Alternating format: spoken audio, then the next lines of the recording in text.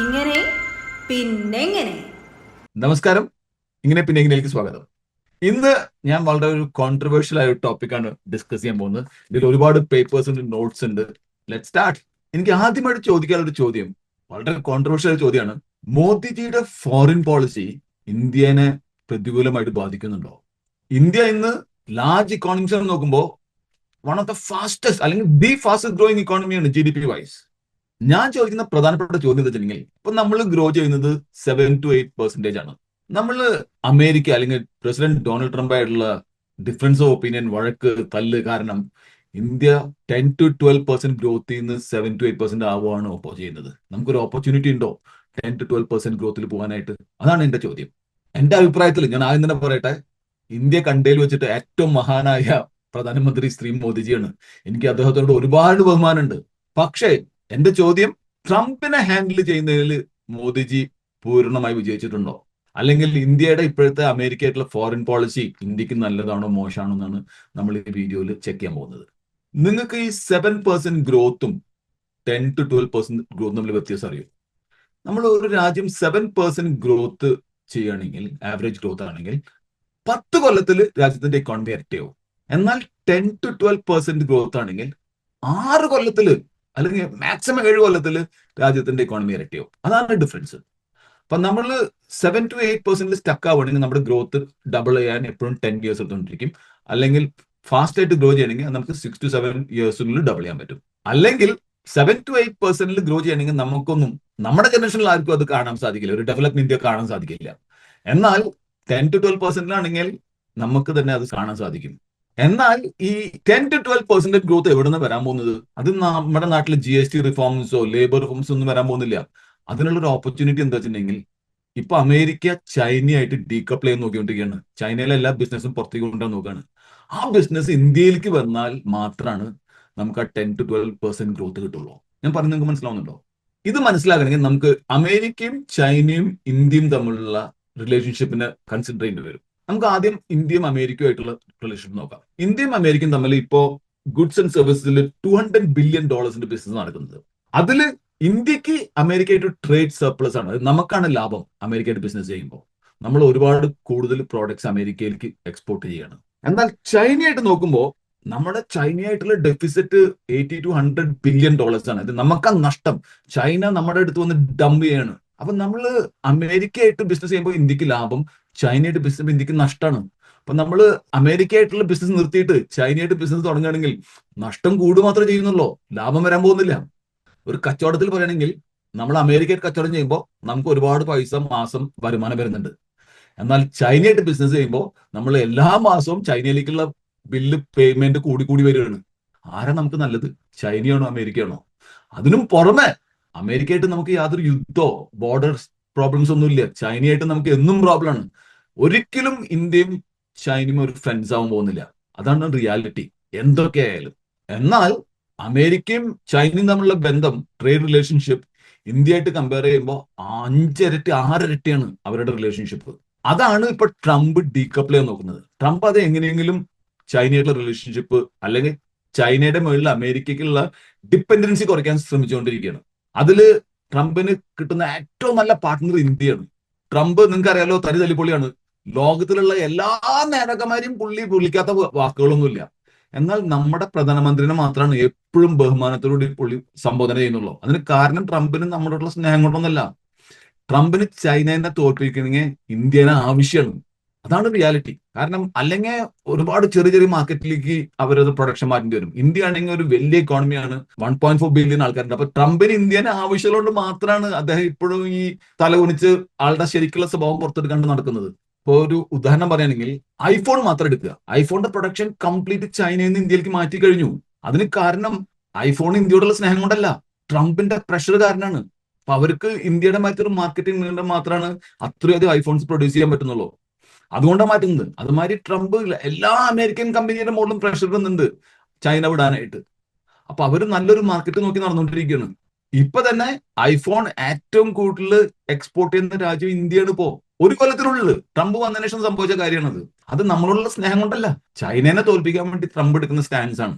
ഇനി മോദിജി കാരണം ഇന്ത്യ പുരോഗമിക്കുന്നു, അതോ ട്രംപ് കാരണം ഇന്ത്യക്ക് പ്രോബ്ലം ആണ്? നമ്മൾ കേൾക്കുന്ന നെഗറ്റീവ് അതാണ്, ട്രംപ് ഇന്ത്യനെ തകർക്കാൻ ശ്രമിക്കുന്നു, മോദിജി എന്താ പറയാ സൂപ്പർ ഹ്യൂമൻ ആയിട്ട് നമ്മളെ പ്രൊട്ടക്ട് ചെയ്ത് ഇന്ത്യ ഭൂമി എന്ന് പറയുന്നത്. അപ്പൊ നമ്മൾ കേൾക്കുന്നതാണ് മോദിജിയുടെ ബ്രില്യൻ പോളിസി കാരണം ഒരുപാട് FDIs ഇന്ത്യയിലേക്ക് ഫ്ലോ ചെയ്യുന്നുണ്ട്, ഒരുപാട് ഇൻവെസ്റ്റ്മെന്റ്സ് ഇന്ത്യയിലേക്ക് വരുന്നുണ്ട്. എന്നാൽ അതൊരു പകുതി സത്യം മാത്രമാണ്. അതിനുള്ള മെയിൻ കാരണം ട്രംപ് അമേരിക്കൻ കമ്പനീസിന്റെ മുകളിൽ പ്രഷർ ഉണ്ടോന്നാണ് ചൈനയിൽ പോകാൻ പാടില്ല പറഞ്ഞിട്ട്. അവർക്ക് വേറൊരു മാർക്കറ്റ് ഇല്ല. അപ്പോൾ ഇന്ത്യയാണ് ഏറ്റവും ബെസ്റ്റ് റീപ്ലേസ്മെന്റ് ചൈനയ്ക്ക് പകരം. അതുകൊണ്ടും കൂടിയാണ് ഇന്ത്യയിലേക്ക് ഈ ഫണ്ട്സ് ഫ്ലോ ചെയ്യുന്നത്. അതുകൊണ്ടാണ് ആമസോണും ഐഫോണും എല്ലാവരും ഇന്ത്യയിൽ വന്നിട്ട് ഇൻവെസ്റ്റ് ചെയ്യുന്നത്. ഇൻഫ്രാസ്ട്രക്ചർ ഒക്കെ മോദിജി ഇംപ്രൂവ് ചെയ്യുന്നുണ്ട്, അതൊരു കാരണം കൂടിയാണ്. പക്ഷെ മെയിൻ കാരണം അമേരിക്കയും ചൈനയും തമ്മിൽ ഡീകപ്ലിംഗ് ആണ്. ട്രംപ് ചൈനയുടെ മുകളിൽ ഇടാത്ത റെസ്ട്രിക്ഷൻസ് ഒന്നുമില്ല. ടെക്നോളജി കമ്പനികൾക്ക് ചൈനയിലേക്ക് പോകാൻ പറ്റില്ല. ഇൻവെസ്റ്റ്മെന്റ്സ് ചൈനയായിട്ട് ചെയ്ത അമേരിക്കൻ കമ്പനീസിന് ഭയങ്കര പേടിയാണ് ട്രംപ് എന്ത് ചെയ്യാൻ പോകുന്നത്. അപ്പൊ ചൈന ഒരു സേഫ് മാർക്കറ്റ് അല്ല അമേരിക്കൻ കമ്പനീസിന്. ഇന്ത്യയാണ് സേഫ് മാർക്കറ്റ്. കാരണം ഇതുവരെയായിട്ട് ഇന്ത്യനെ ട്രംപ് ഒന്നും പറഞ്ഞിട്ടില്ല. അദ്ദേഹത്തിന് വേണ്ടത് നമ്മളായിട്ട് ഒരു ട്രേഡ് ഡീലാണ്. അപ്പൊ നമ്മുടെ പ്രധാനമന്ത്രിയുടെ നയങ്ങളും അതിനോട് കൂടി ട്രംപിന്റെ പ്രഷർ കാരണമാണ് അത്രയും ആൾക്കാർ ഇങ്ങോട്ട് വരുന്നത്. അല്ലാണ്ട് നമ്മുടെ ഗുണം കൊണ്ട് മാത്രമല്ല, അതൊരു ഹാഫ് സ്റ്റോറി മാത്രമാണ് നമ്മൾ പറയുന്നത്. അപ്പൊ ഞാൻ എന്തുകൊണ്ടാണ് ഇന്ത്യ 7 to 8% 10 to 12% പറയുന്നത് അറിയോ നിങ്ങൾക്ക്? ഇപ്പോ ഒരുപാട് അമേരിക്കൻ കമ്പനീസ് ചൈനയിലെ ഇൻവെസ്റ്റ്മെന്റ്സ് നിർത്തിയിട്ട് ബാക്കിയുള്ള രാജ്യങ്ങൾക്ക് പോയിക്കൊണ്ടിരിക്കുകയാണ്. അത് almost tune of $500-600 billion business ആണ് ഒരു കൊല്ലം ചൈന അമേരിക്കയായിട്ട് ചെയ്യുന്നത്. അതിന്റെ 25% ഇന്ത്യയിലേക്ക് വന്നു കഴിഞ്ഞാൽ ഇന്ത്യയുടെ economy will grow at 10 to 12% per year. ഇപ്പോ കമ്പനീസ് ഒക്കെ അതിനെ കൊണ്ടുപോയിട്ട് മെക്സിക്കോയിലേക്കും തായ്ലാന്റിലേക്കും ബാക്കിയുള്ള രാജ്യങ്ങളിലേക്കും കൊണ്ടുപോയിക്കൊണ്ടിരിക്കുകയാണ്. പക്ഷെ അവർക്ക് താല്പര്യം ഇന്ത്യയാണ്. പക്ഷെ ആ ഇന്ത്യയിലേക്ക് കൊണ്ടുവരണമെങ്കിൽ ആദ്യം ഇന്ത്യയും അമേരിക്കയും തമ്മിൽ ട്രേഡ് ഡീൽ സൈൻ ചെയ്യണം. ആ ട്രേഡ് ഡീൽ സൈൻ ചെയ്യാത്തോളം കാലം ഈ കമ്പനീസിന് ഒരു അൺസർട്ടനിറ്റിയാണ്. അപ്പൊ നമ്മൾ എത്രയും പെട്ടെന്ന് അത് സൈൻ ചെയ്താൽ നമുക്ക് അത്രയും സ്പീഡിൽ പോകാൻ പറ്റും. അത് നമുക്കൊരു ചെറിയൊരു വിൻഡോ മാത്രമേ ഉള്ളൂ. ഇപ്പോ ഞാൻ പറയുന്നത് നിങ്ങൾക്ക് മനസ്സിലാവുന്നുണ്ടോ? അപ്പൊ ഞാൻ ഇവിടെ ഇൻക്ലൂഡിങ് എനിക്ക് വളരെ ബഹുമാനമുള്ള ഒരു ആളാണ് ആനന്ദ് രംഗനാഥൻ. അദ്ദേഹം വരെ പറയുന്നത് നമുക്ക് പോയിട്ട് അമേരിക്കനെ ഈക്വലി ടാരിഫ്സ് കൊണ്ട് സ്ലാപ്പ് ചെയ്യണമെന്നാണ്. നടക്കുന്ന കാര്യമാണോ? അപ്പൊ ഞാൻ പറയാം, ഉദാഹരണം പറയുകയാണെങ്കിൽ നമ്മള് ഒരാളായിട്ട് ബിസിനസ് ചെയ്യുന്നുണ്ട്. അദ്ദേഹം നമുക്ക് തരുന്ന ബിസിനസ് 100 രൂപയുടെയാണ്, നമ്മൾ തിരിച്ചു കൊടുക്കുന്ന ബിസിനസ് 50 രൂപയുടെയാണ്. അപ്പൊ നമ്മൾ അങ്ങോട്ടും വില കൂട്ടി ആരെ തോൽക്കുക? നിങ്ങളൊന്ന് ആലോചിച്ച് നോക്കൂ. അമേരിക്കയിലേക്കാണ് നമ്മൾ കൂടുതൽ എക്സ്പോർട്ട് ചെയ്യുന്നത്. അപ്പൊ നമ്മൾ തിരിച്ച് അമേരിക്കയിലേക്ക് ടാരിഫ്സ് കൂട്ടിയാൽ അമേരിക്കയിലേക്ക് ഒന്നും വരാൻ പോകുന്നില്ല. കാരണം അമേരിക്കയുടെ ടോട്ടൽ GDPയുടെ ചെറിയൊരു ശതമാനം മാത്രമേ ഇന്ത്യയിൽ നിന്ന് വരുന്നുള്ളൂ. നേരെ മറിച്ചാണ് ഇന്ത്യക്ക്. അതുകൊണ്ട് നമ്മൾ ടാരിഫ് കൂട്ടിയോണ്ട് അമേരിക്കയ്ക്ക് ഒന്നും വരാൻ പോകുന്നില്ല. വേറെ രാജ്യങ്ങൾ ക്യൂ നിൽക്കുകയാണ് അമേരിക്കയിലേക്ക് സാധനം അയക്കാനായിട്ട്. അപ്പൊ നമുക്ക് അമേരിക്കനെ ടാരിഫ് കൊണ്ട് തോൽപ്പിക്കാൻ സാധിക്കില്ല, ഡിപ്ലോമസി കൊണ്ട് മാത്രം തോൽപ്പിക്കാൻ സാധിക്കുള്ളൂ. ഇനി ഇതിനും വലിയൊരു അപകടം വരാൻ പോകുന്നുണ്ട്. ഇപ്പൊ നമ്മുടെ അമേരിക്ക നമ്മുടെ മേലിൽ ടാരിഫ് ഇട്ടുള്ളത് ഗുഡ്സിന്റെ മുകളിൽ മാത്രമാണ്. അത് എന്തെങ്കിലും നമ്മൾ പ്രൊഡ്യൂസ് ചെയ്ത് അങ്ങോട്ട് അയക്കുന്നതിൽ അത് ഇന്ത്യൻ GDPയുടെ 1% മാത്രമാണ് നമ്മൾ അമേരിക്കയിലേക്ക് എക്സ്പോർട്ട് ചെയ്യുന്നുള്ളൂ. എന്നാൽ നമ്മുടെ നാട്ടിലേക്ക് അമേരിക്കയിൽ നിന്ന് ഒരുപാട് സർവീസസ് വരുന്നുണ്ട്. അതായത് back and offices, IT services, call centres, ഇതൊക്കെ ഇന്ത്യയിൽ നിന്നാണ് ഒരുപാട് നടക്കുന്നത്. ആ ബിസിനസ് ഇന്ത്യയുടെ GDPയുടെ 8% ആണ്. നമ്മൾ ഈ പ്രസിഡന്റ് തമ്മിനെ തോണ്ടി തോണ്ടി തോണ്ടി അദ്ദേഹം അതിന്റെ മുകളിൽ ഒരു ടാരിഫ് ഇടുകയാണെങ്കിൽ ഇന്ത്യയുടെ IT സിറ്റീസ് ആയ ബാംഗ്ലൂർ, ഹൈദരാബാദ്, ഗുർഗാവ്, അവിടെയൊക്കെ വൈറ്റ് കോളർ ജോബ്സ് ലൂസ് ചെയ്യും. അത് ഇന്ത്യൻ എക്കോണമിക്ക് താങ്ങുന്നതിന് ഒരുപാട് കൂടുതലായിരിക്കും. അത് ഭയങ്കര ഒരു ഡേഞ്ചറാണ് ഞാൻ കാണുന്നത്. നമ്മൾ എത്രയും പെട്ടെന്ന് അമേരിക്കയായിട്ട് ഒരു ട്രേഡ് ഡീൽ നടത്താണ്ട് നമ്മൾ ഇങ്ങനെ വാശി പിടിച്ചുകൊണ്ടിരിക്കുകയാണെങ്കിൽ ട്രംപ് ഒരു വട്ടനാണ്. അദ്ദേഹം ഇതൊരു 3 മാസത്തേക്ക് ചെയ്താൽ പോലും ഇന്ത്യയുടെ കാര്യം പോക്കാണ്. അത് കഴിഞ്ഞിട്ട് തിരിച്ചു വന്നാൽ പോലും അപ്പോഴേക്കും ഈ ബാക്കിയുള്ള കമ്പനികൾ വേറെ രാജ്യങ്ങൾക്ക് മാറ്റിയിട്ടുണ്ടാവും. അത് സംഭവിക്കാണ്ട് നമ്മൾ ശ്രമിക്കണം. എനിക്ക് അത് ആലോചിക്കുമ്പോൾ തന്നെ പേടിയാവണം. സത്യമാണ് പറഞ്ഞത്. അദ്ദേഹത്തിന് ഒരു എക്സ്ട്രാ ടാക്സ് ഇട്ടാൽ മതി. ഇന്ത്യയിലേക്ക് പൈസ ശമ്പളം അയക്കുകയാണെങ്കിൽ അതിന്റെ മുകളിൽ ഇത്ര പെർസെന്റേജ് കൂടി ഇടുന്നത് പറഞ്ഞു കഴിഞ്ഞാൽ വിട്ടു, പിന്നെ നിവൃത്തിയില്ല. അപ്പൊ ഈ American companies back and operations ഇന്ത്യയിൽ നിന്ന് മാറ്റി വേറെ രാജ്യങ്ങളിലേക്ക് കൊണ്ടുപോകും. അത് ഇന്ത്യയുടെ GDPയുടെ 7 to 8% ആണ്. അതിന്റെ മുകളിൽ തൊട്ടാൽ ഭയങ്കര പ്രോബ്ലം ആണ് ഇന്ത്യക്ക്. നിങ്ങൾക്ക് പ്രതീക്ഷിക്കുന്നതിനോട്ട് ഒരുപാട് കൂടുതലാണ്. അത് പെർമനന്റ് ആയിട്ട് നിർത്തി കൂടി വേണ്ട, ഒരു 3 മാസത്തേക്ക് നിർത്തിയാൽ മതി. ഒരുപാട് ആൾക്കാർ ജോലി പോകും, എല്ലാം വൈറ്റ് കോളർ ജോബ്സ്. ഞാൻ ആത്മാർത്ഥമായിട്ട് പ്രാർത്ഥിക്കുകയാണ് അങ്ങനത്തെ ഒരു അവസ്ഥ വരാണ്ടിരിക്കണേന്ന്. ഇനിയിപ്പോ നമ്മളിപ്പോ ഭയങ്കര കാര്യമായിട്ട് പറയേണ്ടത് നമ്മൾ യൂറോപ്പായിട്ട് mother of all deals sign ചെയ്തതാണ് അവര് പറയുന്നത് തന്നെ. Europe is counting on this trade deal to give their economies a boost. The EU expects its exports to India to double by 2032. ഈ മദർ ഓഫ് ഓൾ ഡീൽസ് ആർക്കാണ്? അവർക്കാണ്, നമുക്കല്ല. എന്താ കാരണം എന്നറിയോ? യൂറോപ്പ് ചൈനയെ വിട്ട് ഇന്ത്യയിലേക്ക് മാറുന്നില്ല. ചൈനയെ കൈവിടാതെ അതിനൊപ്പം ഇന്ത്യയെ ചേർത്ത് പിടിക്കുകയാണ് ചെയ്യുന്നത്. പ്രധാനമായി അമേരിക്കൻ വിപണിയിൽ നഷ്ടപ്പെട്ട ഭാഗം പൂരിപ്പിക്കാനും റിസ്ക് കുറയ്ക്കാനും. ഇന്ത്യക്ക് ഗുണങ്ങളുണ്ടാവും, പക്ഷെ യൂറോപ്പിന് ഉറപ്പുള്ള ഒരു വളരുന്ന വിപണി ലഭിക്കുന്നു. നമുക്ക് ലഭിക്കുന്നത് നാം അത്യന്തം മിടുക്കോടെ പ്രവർത്തിച്ചാൽ മാത്രം യാഥാർത്ഥ്യമാകുന്ന ഒരു കയറ്റുമതി വിസ്ഫോടനത്തിന്റെ സാധ്യത മാത്രം. ഇതാണ് റിയാലിറ്റി. ഇപ്പൊ നമ്മൾ എക്സ്പോർട്ട് ചെയ്യുന്നത് അമേരിക്കയിലേക്ക് എക്സ്പോർട്ട് നിന്നു, അതേമാതിരി തന്നെ യൂറോപ്പും അമേരിക്കയിലേക്ക് എക്സ്പോർട്ട് ചെയ്യുന്നത് നിന്നു. കാരണം അവരുടെ മുകളിലും ടാരിഫ് ഉണ്ട്. എന്നാൽ യൂറോപ്പ് ഇമ്പോർട്ട് ചെയ്യുന്നത് മുഴുവൻ ചൈനയിൽ നിന്നാണ്. ചൈന നിർത്തിയിട്ട് നമ്മുടെ അടുത്തേക്ക് വരാൻ പോകുന്നില്ല. അവരുടെ ഇമ്പോർട്ടിങ് ചൈനയിൽ നിന്ന് നടന്നുകൊണ്ടിരിക്കുന്നു. നമ്മൾ ചൈനയായിട്ട് കോമ്പീറ്റ് ചെയ്യണം യൂറോപ്പിലേക്ക് ഇമ്പോർട്ട് ചെയ്യാനായിട്ട്. എന്നാൽ യൂറോപ്പ് ചെയ്യുന്നത് എന്താണെന്നറിയോ?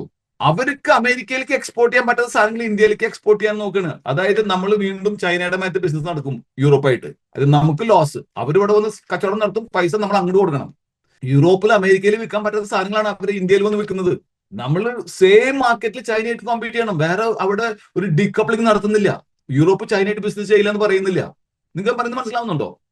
അപ്പൊ ഈ മദർ ഓഫ് ഓൾ ഡീൽസ് എന്ന് പറയുന്നത് യൂറോപ്പിന് നല്ലതാണ്. യൂറോപ്പിന് അമേരിക്ക ഈ ട്രംപിന്റെ വട്ടത്തരം കാരണം അങ്ങോട്ട് എക്സ്പോർട്ട് ചെയ്യാൻ പറ്റുന്ന സാധനങ്ങൾ ഇന്ത്യയിലേക്ക് എക്സ്പോർട്ട് ചെയ്യാൻ പറ്റും. യൂറോപ്പിന് പുതിയ മാർക്കറ്റ് തുറന്നു. നമ്മളൊരു ഡംപിംഗ് പ്ലേസ് ആവുകയാണ്. Do I make sense? ഇനി ബ്രിക്സ് എടുക്കുക. ഈ ബ്രിക്സിൽ ബ്രസീൽ ആയാലും റഷ്യ ആയാലും സൗത്ത് ആഫ്രിക്ക ആയാലും എല്ലാവരും ഏറ്റവും നല്ല ഡീൽ കിട്ടാൻ നോക്കുകയാണ്. അവിടെയും ചൈനയുണ്ട്. നമ്മൾ ചൈനയായിട്ട് കോമ്പീറ്റ് ചെയ്താൽ മാത്രമാണ് ആ മാർക്കറ്റിൽ കയറാൻ പറ്റുള്ളൂ. അവരും ചൈനയ്ക്ക് എതിരല്ല. എന്ന് മാത്രമല്ല, അവർ ചൈനയുടെ ഗുഡ് ബുക്സ് ഇടാൻ ശ്രമിച്ചുകൊണ്ടിരിക്കുകയാണ്. കാരണം ചൈനയാണ് അവർക്ക് കൂടുതൽ ആവശ്യം. അപ്പൊ ബ്രിക്സിൽ നമ്മൾ എന്ത് തലകുത്തി നിന്നാലും നമുക്ക് അവിടെ നിന്ന് ബിസിനസ് ഒന്നും കൂടാൻ പോകുന്നില്ല.